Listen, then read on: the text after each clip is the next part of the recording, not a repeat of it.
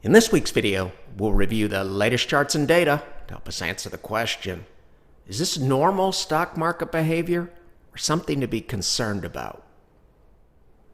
It's a daily chart of XLK, the technology sector. For the S&P 500, we've covered this chart in the past. It gave us reference points via the dotted moving averages, the solid anchored volume weighted average price lines, and this area back here of prior resistance. You can see we've come down to this area here. This is an area that represents strong potential support relative to the gap up areas here. After the stock market low, the S&P 500 bottomed in early April. So as you can see, we still have numerous reference points below price, and we're back to an area here where it wouldn't be shocking if the market made a stand. If not, we wouldn't be overly concerned if we came all the way back to the dotted upward sloping 200-day moving average here, which coincides or comes in close proximity to this area of prior resistance. This is the peak in XLK prior to the tariff correction earlier in 2025. Very similar concepts here. Now we're looking at a chart of the S&P 500 index. Similar situation. We've come back to an upward sloping dotted green 100-day moving average here. And we have undercut the 50-day moving average, the dotted blue line. But that's not overly alarming. If you look at a long-term uptrend, it's not unusual to undercut the 50-day moving average from time to time. It's noteworthy. It's a yellow flag, but it's not overly concerning. It's also good to keep in mind, if we look at the closing high, the most recent closing high in this region here, let's assume hypothetically we backtracked all the way to this area of prior resistance, the February 2025 high prior to this correction here. Hypothetically, if we move from this point A back to this region here, or this point B, roughly 61.44, that would represent on a closing basis roughly an 11% correction in the S&P 500. And we know if something like that were to happen, wouldn't be particularly unusual or concerning relative to the two secular trend periods shown on your screen from October of 1958 into November of 1969 and March of 1991 into March of the year 2000. There were 16 drawdowns in those two periods, greater than 6%. The average drawdown, a hair under 12%. The median drawdown, a hair under 10%. Thus, we haven't seen anything here in terms of the magnitude of the pullback, nor the look of this chart, that would constitute a red flag. You can see the trend has pulled back to these thin anchored volume weighted average price lines several times. We're back to those same lines during the trading session on Friday, November 21st. It's also noteworthy that we covered the same chart with the same reference points back in August of this year. And if we want to get a visual look relative to the present day secular trend, it's a weekly chart of the S&P 500 as of the close on Friday, November 21st. It's very difficult to say. This relatively small drawdown here, we're down this week 1.95% as of 4 p.m. on Friday. Hard to make an argument that this look is radically different from anything in here, or radically different from anything in here, or radically different from anything in here, or back here. Price is still well above an upward sloping 200-week moving average shown in red, and still fits the character of a secular bull market.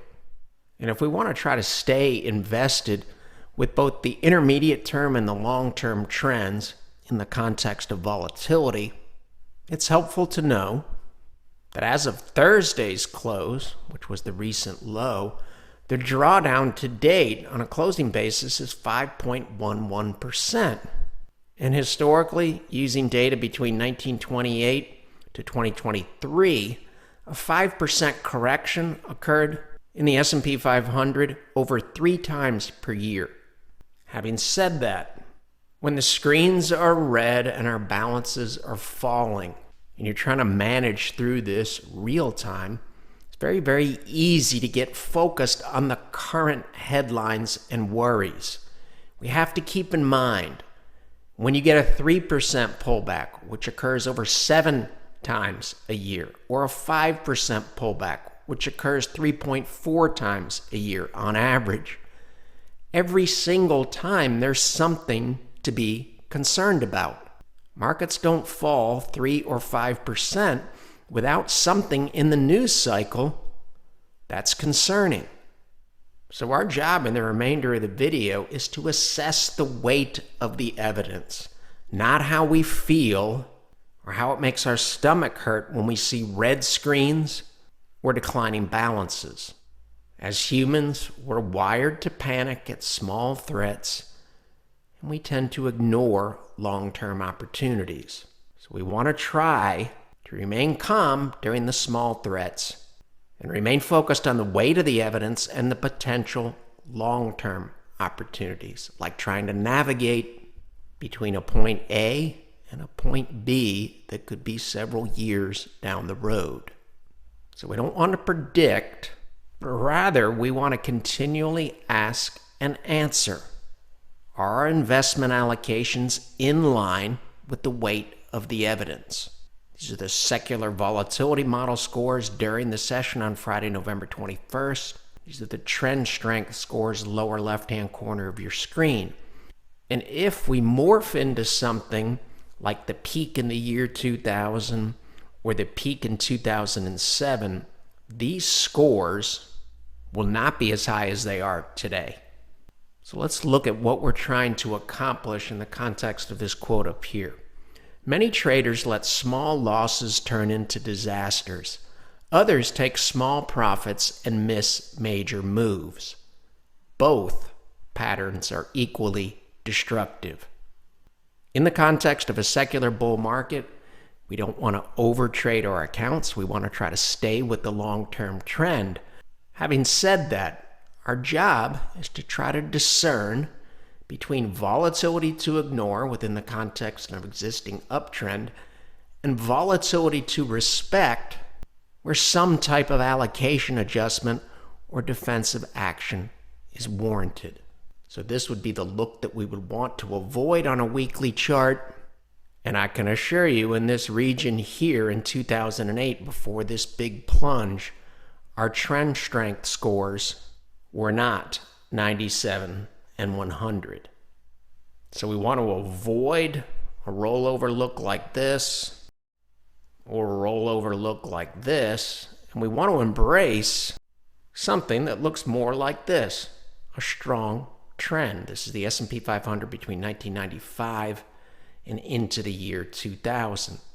So does the present day chart look more like this or this? The answer is pretty clear. This is the look of the exact same weekly moving averages during the session on Friday, November 21st. This really doesn't look anything like this. This is the broader S&P 1500. Thus far, it hasn't done anything to tell us that this trend off of the April low is even in serious jeopardy. And if we came all the way back to the February high here, that would represent a correction of 10.2%, which would fall into the 100% normal and to be expected category. I believe a few weeks ago, we were looking at this chart, when it was moving away from this breakout area here, we said it'd be somewhat logical, it wouldn't be surprising. Markets like to come back and retest breakout areas. And thus far, the decline in AIQ, global AI and tech relative to the S&P 500 or SPY, is still above that breakout level and has a region down here of strong potential support. We'll obviously be learning more in the coming days and weeks. Very similar concepts here. Right now, this appears to be a normal retracement and possibly a retest of the breakout from the blue box. And as we noted covering this chart in a recent video, the market does not appear to be overly concerned about inflation, especially when we compare it to the look of the same ratio in January of 2022. And this tells us a lot about the Fed's ability to potentially hold rates steady or to even cut them further. If this chart on the right side here starts to morph into something more like this, concerns would increase. It would be great if the stock market went up every day. We all know that's not possible. How about market behavior following similar breadth thrusts, the breadth thrust that we covered in April, in May of this year? And we take the time to figure out the maximum one-year drawdowns after the historical signals. So if and when the market has a pullback, we have reference points. So after similar bullish signals, same signals that were triggered earlier this year, we haven't done anything yet that's out of character. In fact, we're back to normal pullback area. Even if we came back into this band here, that would represent a pullback of approximately 7 to 8.6%. So we haven't seen anything yet to discount all of the bullish tables that we covered earlier this year. Our concerns would increase if we closed below 6,300 during Friday's session at 1:36 p.m. Eastern Time. We were at 6613. And remember earlier we said every single pullback of 3% to 5% is coupled with scary headlines and scary topics and things to be concerned about. One of the topics in the present day is captured by this headline. AI rally is tempered by worries that AI CapEx, capital expenditures, may not pay off down the road. From the article, no one doubts the CapEx boom will carry on, but more worry it may not pay off down the road. Well, historically, this type of narrative is not unusual. When railways were being built in the 1800s, the investments were referred to as a monster bubble. Railways are still a very important part of the global economy. Similar concepts with the telephone. The basic complaint, high infrastructure costs for what looked like a frivolous gadget. The radio and broadcast networks were referred to as wireless music boxes with no commercial value. The type of talk on the right side of your screen is not particularly unusual. There was a lot of doubt about electrification and building power grids, and yet eventually they led to rapid and long-lasting productivity gains. Similar situation, personal computers and information tech. You can see the computer age everywhere, but in the productivity statistics. Skepticism. Probably fair to say, with the benefit of hindsight, that computers have significantly boosted productivity. It was said during the commercial internet and fiber build-out that the internet was no greater than the fax machine. Will there be companies in the present-day AI build-out that spend way too much money and eventually go under? We all know the answer. It's absolutely, positively yes. But if all of this continues to improve productivity, it will help the economy and it will help the stock market. Trying to pick individual stocks and pick winners and losers, that's a much more difficult game relative to trying to follow long-term and established trends. It's always good to have reference points because they can help you minimize the number of times during the course of a calendar year that you hit the sell button and then eventually regret it. There is a gap in the S&P 500 all the way down here, and that too wouldn't be overly concerning if we came back and filled this gap here. That would represent roughly a 12% pullback from this high, and the gap is in an area of strong potential support and near the upward sloping 200-day moving average in gold.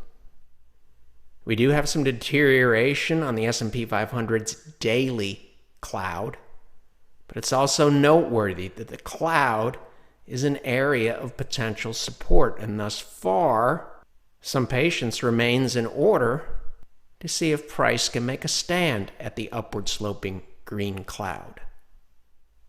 Chart on your screen dated November 21st. There's nothing particularly alarming on here relative to the look and the strength of the present day trend.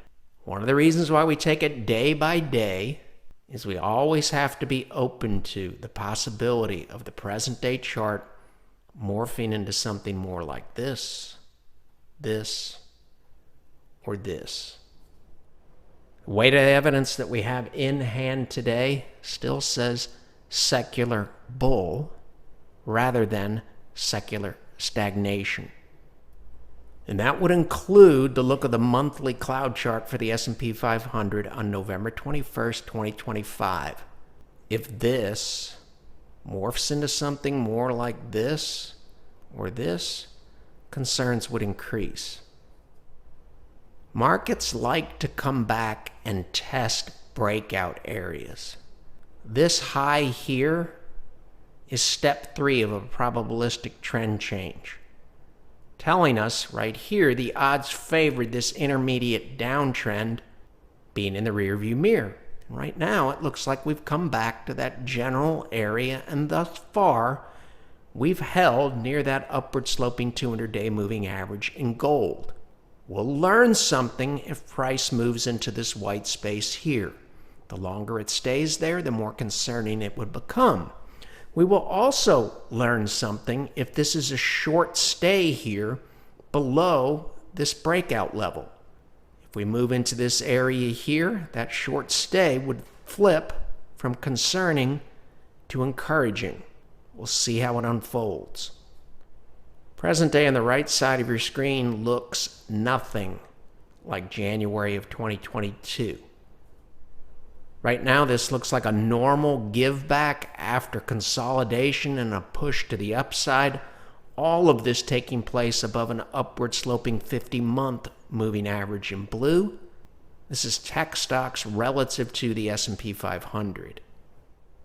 We're still holding a constructive and bullish breakout in this ratio, and the present day looks nothing like this concerning rollover look in January of 2022, when market participants were concerned about inflation, interest rates, and Fed policy. So it doesn't appear that inflation is the problem here. We really don't have anything in hand that tells us imminent recession is the problem. And it is possible, based on the market's reversal today, that the shorter-term problem has been addressed. That the market was trying to send a signal to the Fed that they should be cutting rates again. We knew when these remarks came out Friday morning that we would learn something during Friday's session, meaning if we rallied and finished red on Friday, it would have told us maybe there's something else that the market's worried about. Still too early to tell, but if the market rallies from here, it's possible that most of the volatility that we've experienced in recent weeks really isn't related to this topic, but more so related to this topic. It sure wasn't because tech companies posted disappointing results. We also have to keep in mind that the seasonals are flipping from short-term unfavorable to potentially favorable. You can pause your video player here. We will learn something about allocations. We own both gold and the S&P 500 based on what happens next here. This is the bottoming process here in 2016. This is where the S&P 500 bottoms. This is the bottoming process here near the COVID low in the S&P 500, and this is the present day. The jury is still out over here. Have to keep an open mind about both scenarios. A breakout and a trend flip, or a reversal and a resumption of the existing downtrend. The look of this chart tells us that inflation and interest rates are probably going to be tailwinds for the stock market. I repeat, tailwinds, not headwinds. This really doesn't look anything, not even remotely close to the look of the same chart in January of 2022. Chart on your screen dated Friday, November 21st at 2:41 p.m. Eastern Time. SMH relative to SPY has been moving from the lower left to the upper right and recently made a new high on the upper right-hand portion of your screen, and thus far this looks like a normal give back. If you're going to hold SMH, you have to understand that it is wildly volatile. We covered this chart in a past video. This is SMH with anchored volume weighted average price lines. We're still above this thick band of potential support, and what once acted as resistance may now act as support. This level here, very, very close to the upward sloping 200-day moving average in red. Right now, this looks like a normal give back after a chart became abnormally extended. Concerns would increase if SMH moves into this area here. The longer it stays there, the more concerning it would become. If you don't let SMH swing, it's basically impossible to hold it. January of 2022 in the credit markets doesn't look anything like November of 2025. 7 to 10 year treasuries, IEF in the ETF world in January of 2022, making a new 2-year low, don't look anything like 2025 when we recently printed a new 3-year high. The fact that IEF is above this cluster here tells us that market participants believe that this inflation scare episode is in the rearview mirror. Our interpretation of this chart would shift if IEF moves into this area here. Keep in mind, if the market rallies, this could be an area of potential resistance. This is what it looks like in January of 2022 when market participants are getting defensive. And notice, in March and April of 2022, we are very, very close to flipping from a full-bore bullish look over here to a full-bore bearish look in 2022. We really don't have anything like this look here on November 21st, 2025.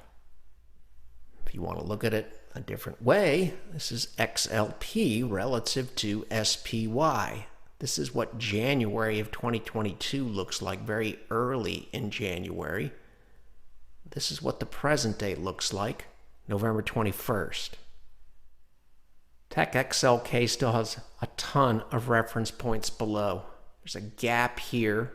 Upward sloping 200-day moving average comes in here very, very close to that gap. And this is an area down here of potential strong support.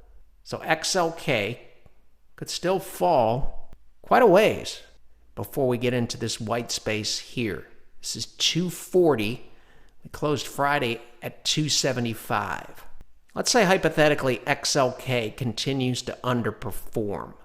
If XLK is underperforming and RSP, the equal weight S&P 500, is performing well, that makes this drop less concerning. Right now, this just looks like a normal give back within the context of an existing uptrend on a chart that's been moving from the lower left to the upper right. We know markets like to revisit breakout levels, what once acted as resistance, may now act as support. Still a lot of good things happening on this chart. Concerns would increase significantly if this ratio moves into this region here. A lot of reference points on this chart. The bulls won this battle earlier in the year that we covered on this chart. We bottomed near a very logical area, which made it very, very easy or easier to redeploy capital quickly. Now we still have several reference points. What once acted as resistance, may now act as support. And we also have the upward sloping 200-day and 250-day moving averages below price on this ratio. And we have a massive area back here of potential support as well. The last thing this ratio did was print a new high. January of 2022. In 2022, this ratio is moving from the upper left to the lower right. Recently, it has been moving from the lower left to the upper right, and right now is hanging around a 20-week moving average. Does it look a little bit extended? It does. Does it still look like an uptrend? Yes. The longer a market goes sideways, the bigger the move you can expect to get when you either get a bullish breakout or bearish breakdown. This ratio remains above this dotted line, the basic trend, and also above a now trying to turn back up 200-week moving average. The last thing this ratio did was print a new all-time high. It has not printed a significant low recently. January of 2022, JNK falls below a flattening out and rolling over 200-day moving average in blue. This is the bear market in 2022. This is the bottoming process in Q4 of 2022. You'll notice what JNK does. It recaptures that 200-day moving average and it turns back up. This, in the present day, hovering around a new all-time high, really doesn't look anything like this rollover look here in 2022. Still have numerous reference points on this chart. We would learn something if we drew a trend line here and we moved into this white space here. Like SMH, AIQ is volatile and it can swing wildly. So overshooting the moving average cluster doesn't necessarily mean it's the end of the uptrend. We have a market that doesn't appear to be overly concerned about inflation. An imminent recession doesn't appear to be in the cards. There's still a chance that the Fed's going to cut rates in either December or January. There's a ton of tech spending still in the pipeline. And the short-term seasonals are getting ready to flip from unfavorable to favorable. All of this in the context of a long-term uptrend. Haven't seen anything yet to put the bullish signals that we covered in April and May of 2025 in jeopardy. So at the moment, we want to give the long-term uptrend the benefit of the doubt. But we all know the only way that we can continue to use all of this effectively is if we head into next week and every week with that flexible, unbiased, and open mind. The material in this video has no regard to the specific investment objectives, financial situation, or particular needs of any viewer. This video is presented solely for informational purposes and is not to be construed as a solicitation or an offer to buy or sell any securities or any related financial instruments, nor should any of its content be taken as investment advice. Any opinions expressed in this video are subject to change without notice, and Shavaco Capital Management, LLC, or CCM, is not under any obligation to update or keep current the information contained herein. CCM and its respective officers and associates or clients may have an interest in the securities or derivatives of any entities referred to in this material. CCM accepts no liability whatsoever for any loss or damage of any kind arising out of the use of all or any part of this material. We recommend that you consult with a licensed and qualified professional before making any investment decision.